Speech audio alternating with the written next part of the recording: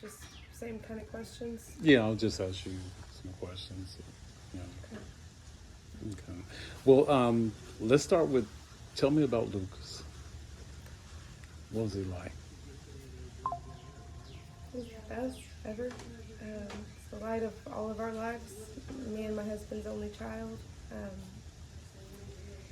He had a rough start at the beginning. We didn't know we could have him, and then he was our sweet miracle baby. He came out of the NICU after a couple weeks and made it home to us, and he's just been the best, most amazing blessing that we could ever have asked for. And he's so fun, and he's smart, and he loves everybody, and he's just the best kid, irreplaceable. He's the best kid.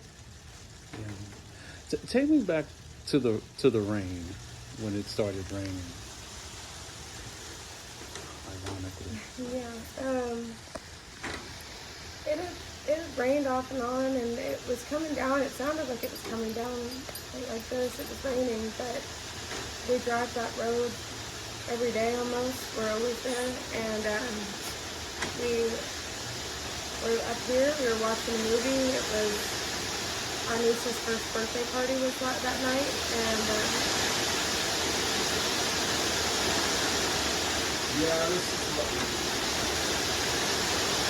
it was our niece's first birthday party that night, and we had watched the movie, and then we were going to go home and let the dogs out. The dogs went home, and we've driven that road a million times, and we saw somebody else go through it. It didn't look like it was dark. It didn't look that deep. It looked like maybe a puddle.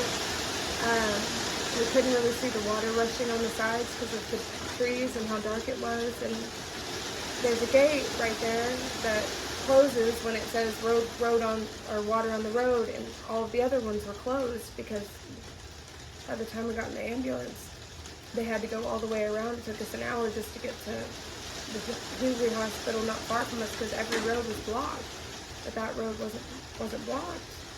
And we thought we could make it through. We saw another SUV make it through, and the car battery died, and it started filling up with water. And so we got Lucas out of the car seat. My son, we got him out of the car seat and grabbed what we could, and it was probably a 4 or 5 feet walk to dry land. So we thought we could make it, and the current was too strong. My husband fell. He was holding Lucas, and I grabbed him, and we all got swept away in different directions. And my husband was calling for help for farther away. I couldn't find him. I still had Lucas at that point, and I carried him on my stomach for a while and switched him to my back, and every tree that we grabbed onto, the branch broke, and we'd go under for 15-20 seconds at a time and come back up. And then we treaded water, and that water, I held him on my back for 2 hours. And he was fine. He was gasping a little, but he was fine. And I told him to say his prayers, and we were going to be okay. And I had him. And I found a tree that I could put my feet in where I could push myself up a little. And when he went to go grab the back of my shirt, the current came, and he let go. And they pulled him under. And I didn't hear him cry out for me. I didn't hear him scream. He just went under and went to sleep. And they found Aaron first. He was in the ambulance when I walked up, and they found me on a tree. And 2 rescue workers came and tried to get me, and they got swifted off in the current too, so we were all holding onto a rope, and then they brought a boat and got me in the boat.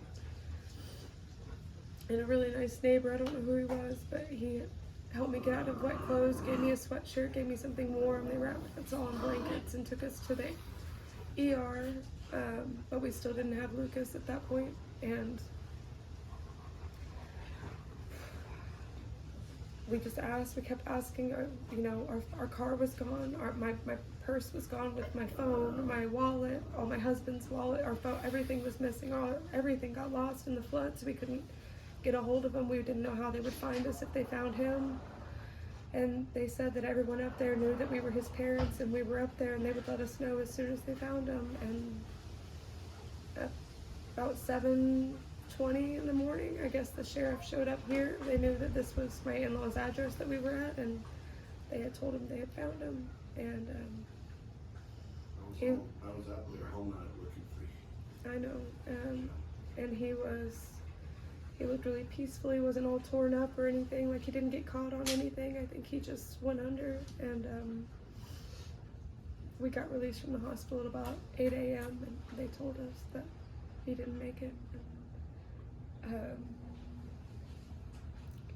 I'm going through waves of shock, and it's just the worst thing that can ever, this has got to be the worst thing that could ever happen to a parent. It's just, he's supposed to turn 5 in 2 weeks. His birthday party was on the 19th, and we had just sent out his invitations, and he has his gifts in the garage that he was excited about, and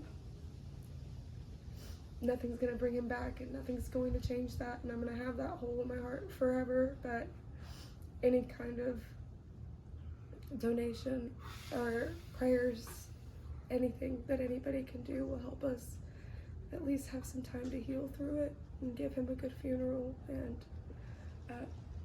just have time not to stress for a while on everything else that doesn't matter, and just give us time to heal. Yeah. Tell me about the people that are surrounding you, helping you through this. Who's there for you and your husband? I wouldn't be able to sit here and talk if I didn't have them. I mean, we have the best family ever, and the whole community has been so great. There's people out looking from all over the neighborhood, people I don't know, people that were donating I don't know, that have never even heard of us.